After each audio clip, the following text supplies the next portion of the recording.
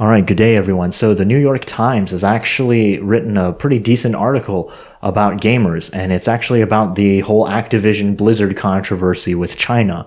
While most mainstream outlets are basically just whining and complaining about how gamers racist and gamers this and gamers that or whatever, the NYT, or the author of this article anyway, has actually done a good job explaining what's going on. Surprise, surprise, I didn't expect to read that on the NYT. Anyway, let's just read this segment that I want to talk about most. So it starts off with, most recent mainstream attention to China's growing influence on American companies has focused on the National Basketball Association's cringe-inducing reaction to a team executive supporting the Hong Kong demonstrations. But the campaign to boycott Blizzard is perhaps the more revealing and far-reaching response to the moral perils of global capitalism. After all, American basketball fans largely seem to react to the NBA's Chinese capitulation with a collective shrug, as have customers of American airlines, electronics companies, and hotel chains that caved to Chinese pressure.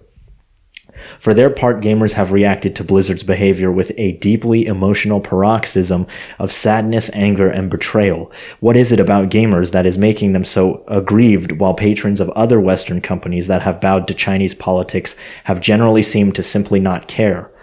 The basic answer is that gamers are not mere customers or consumers. Instead, gamers are active participants in creating their entertainment, and they do it together. A film, a book, a television program, an album, or a painting is at root a static artifact that has been created wholly outside its beholder. Any sort of game, however, requires active engagement. I really think they hit the nail on the head here.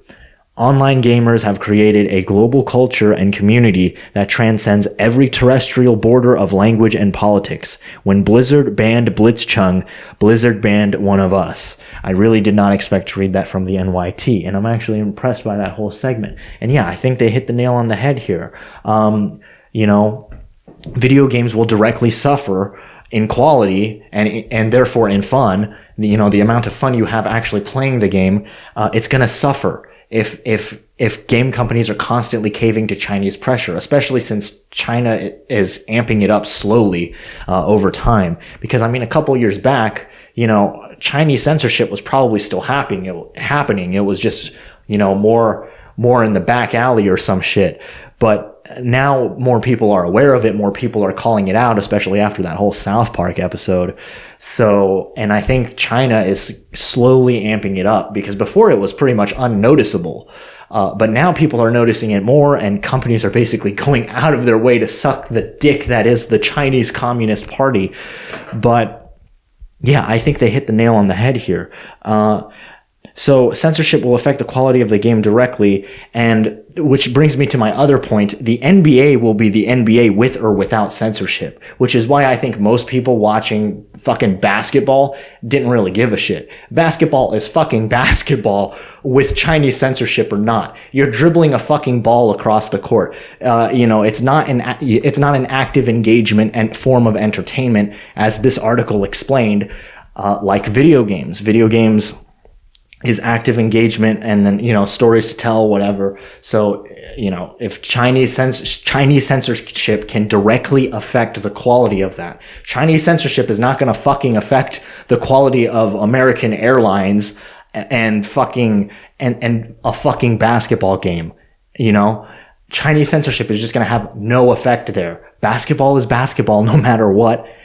Airlines are airlines no matter what. Dr. Dow would have got his fucking face punched in with Chinese censorship or not. So it's pretty obvious why those people aren't really reacting.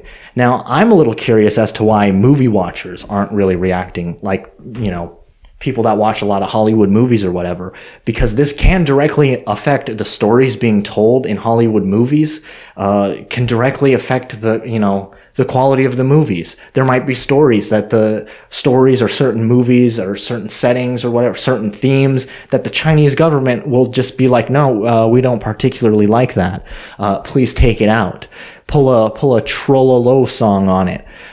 In case if you don't know the backstory behind the Trollolo song, the reason why it sounds like that is actually because like apparently the lyrics had something about Kentucky in it. Like there was a little bit of United States in the song. And so the USSR was like, no, take that shit out.